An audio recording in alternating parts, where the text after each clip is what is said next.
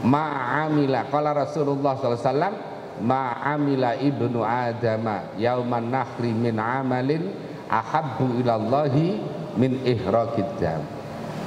Jadi tidak ada amal yang lebih disenangi oleh Allah pada hari Yaumun Nahr, ya, adalah daripada ihraqud dam atau iraqatud dam, yaitu mengalirkan darah.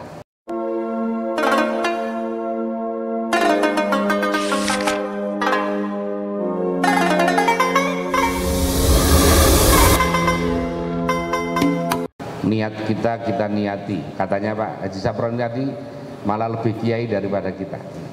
Mari kita tata niat kita, niat at-ta'lim wa ta'allum, niat silaturahim, niat berkumpul orang-orang yang baik, niat melaksanakan perintah Allah, niat melaksanakan perintah Rasulullah, niat mencari ridho Allah, niat ibadah, niat untuk syiarnya MUI, syiarnya Islam, niat untuk mempertahankan akidah Ahlussunnah wal Jamaah.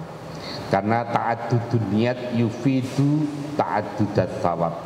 Berbilangnya niat itu akan berfaedah kepada berbilangnya pahala. Jadi kalau hanya niatnya satu, pahalanya satu. Tapi kalau niatnya banyak, insya Allah itu di Ikhya begitu, di Kifayatul Adqiya begitu, di Nasoikhuddiniyah begitu, di Risalatul Mu'awanah juga begitu.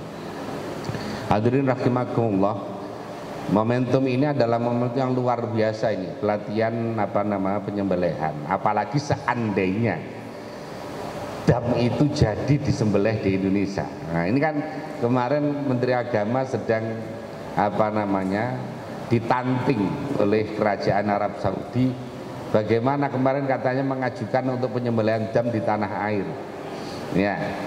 Kemudian tapi kayaknya masih minta fatwa istifta dulu kepada MUI. Kalau saya setuju saja, kan setuju. Karena apa? Karena masalah dam itu muskilahnya luar biasa, manipulasinya banyak sekali, ya. Manipulasinya juga banyak sekali. Jadi seandainya, dan ini ada pendapat yang memberikan, kalau di dalam kitab Rahmatul Ummah, ya, pinggirnya kitab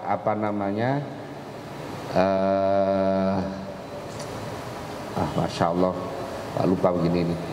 Itu bahwa dalam mazhab Maliki dibolehkan orang menyembelih dam di tanah air, dibolehkan. Jadi paling tidak ada sandaran. Kalau pendapat yang lain itu ada yang membolehkan kalau darurat. Kalau Imam Maliki tidak, darurat, nggak ada darurat, dibolehkan. Nah itu kalau jadi di tanah air itu kan paling tidak ada sekitar 270.000, ya, yang harus disembelih, dan itu tugasnya panjenengan semuanya. Yang kedua, tugasnya pengadaan adalah Pak Haji Sapron. Kemudian distribusinya itu juga akan memberikan manfaat untuk daripada MBG itu, ya. Jadi untuk makanan sehat, gizi sehat. Hadirin rahimakumullah, saya langsung saja, tidak lama-lama, karena setelah ini ada acara Walimatus Safar tentang kurban. Jadi memang ma'amila qala Rasulullah sallallahu alaihi wasallam ma'amila ibnu adama yauman nakhri min amalin ahabbu ilallahi min ihraqid dam. Jadi tidak ada amal yang lebih disenangi oleh Allah pada hari Yaumun Nahr, ya, adalah daripada ihraqud dam atau iraqatud dam, yaitu mengalirkan darah. Jadi artinya berkorban. Makanya kemudian langsung diputar saja, dia gerakkan saja. Para ulama berbeda pendapat tentang hukum berkorban itu. Dalam mazhab Syafi'i, kurban itu sunnah muakkadah, sunnah yang dikukuhkan, yang mendekati wajib. Dalam mazhab Maliki, berkorban itu wajib.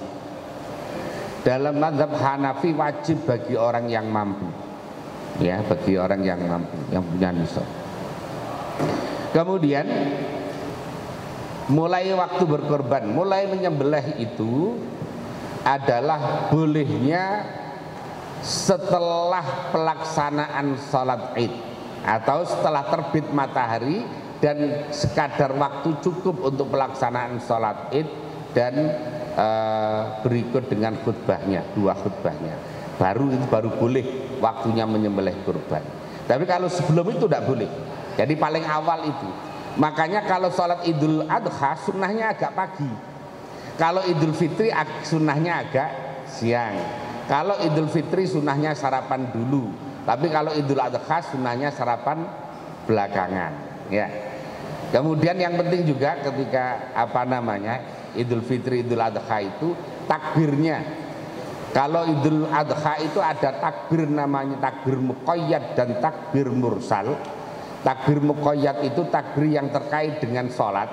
Itu mulainya adalah subuh tanggal 9 Dzulhijjah. Jadi sudah boleh setelah subuh itu takbiran. Tapi bukan untuk beduk, ya, bukan mukul beduk. Kalau yang bedukan sore itu belum waktunya. Jadi mulai boleh takbir mursal itu adalah ketika ghurubu syamsi lailata Idul Adha. Jadi ketika maghrib itu baru boleh takbiran, yang takbiran keliling, yang takbiran tidak pakai waktu itu. Termasuk Idul Fitri sama. Mulainya takbiran itu adalah ketika ghurubu syamsi lailata Idul Fitri. Sampai kapan? Sampai pelaksanaan sholat. Setelah sholat maka takbir mursalnya habis. Tinggal takbir muqayyad kalau Idul Adha sampai asar tanggal 13 Dzulhijjah. Itu takbir muqayyad.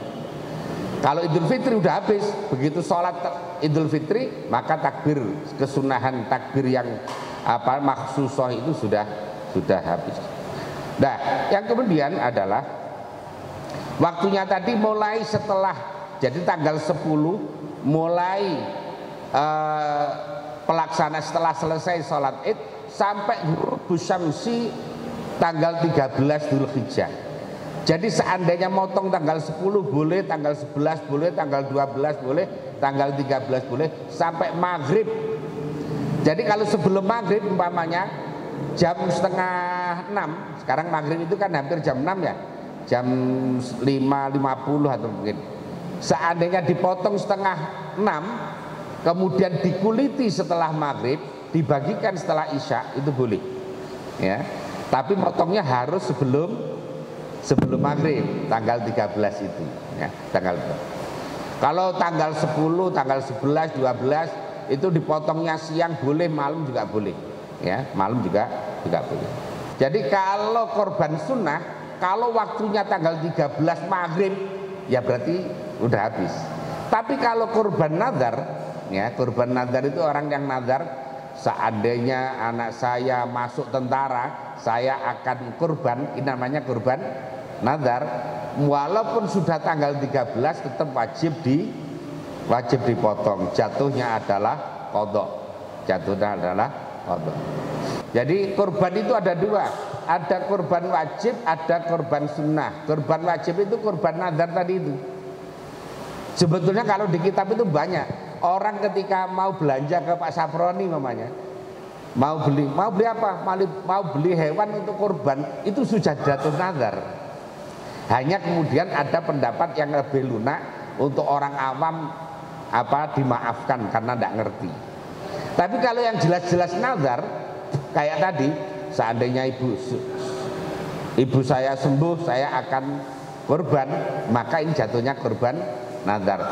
Kalau kurban nazar, maka orang yang berkurban mudhohi itu berikut dengan keluarga yang ada di rumah itu yang ditanggung makannya, tidak boleh ikut makan dagingnya.